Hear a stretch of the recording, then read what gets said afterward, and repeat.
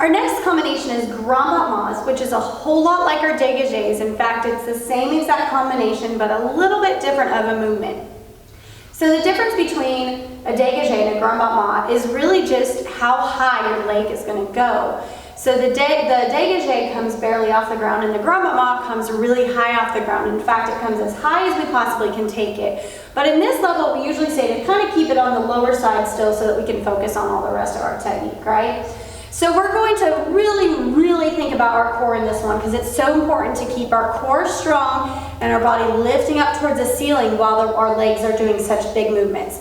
So hands on our hips, we're going to brush our leg off the floor, and without moving our upper body, we're going to kick it up and bring it back in. Beautiful.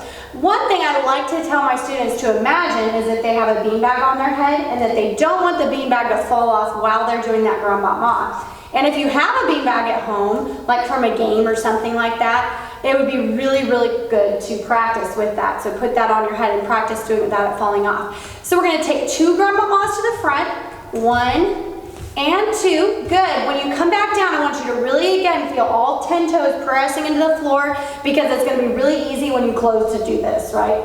You're going to want to adjust that. And you might see Brooke do that a couple of times. It's something we're working on a lot, right? Okay, so and when we come in, nice solid movement. Now we're going to go side and close, good, and side and close. And then we're just going to do that same thing to the back, 2 to the back. Again, make sure when you go to the back that you're going straight to the back.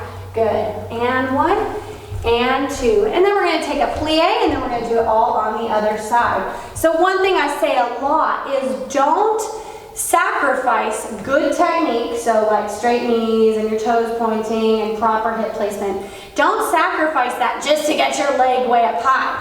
Because I bet that if Brooke forgot all about her technique and she kicked her leg up, she could get it really high, right? Try it. Bet she could get that really high if she went to see and she was really wobbly there, but she's holding everything. Go ahead and do that again. It might be a little bit lower, just a tiny bit, but all that technique is in place, right? Yeah? Okay, so right now I would say try to get it to about 90 degrees, which means a 90-degree angle from our leg to the floor. And then once you've got all that other technique really strong and your muscles are all strong, then we can try to get it higher and higher and higher. Okay, let's do it.